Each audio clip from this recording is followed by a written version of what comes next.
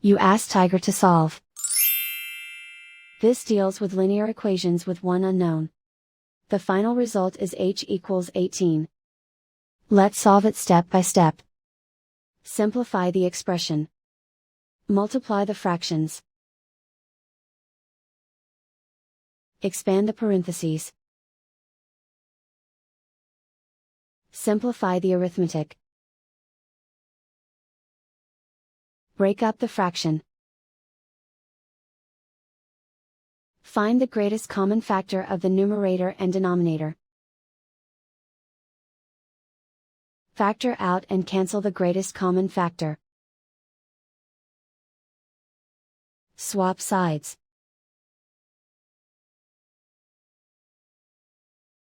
Group all constants on the right side of the equation. Add 4 to both sides.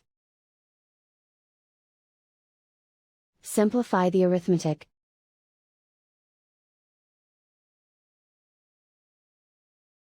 Isolate the h. Multiply both sides by inverse fraction 3/2. Group like terms. Multiply the coefficients. Simplify the fraction. Multiply the fractions. Simplify the arithmetic. And so the final result is h equals 18.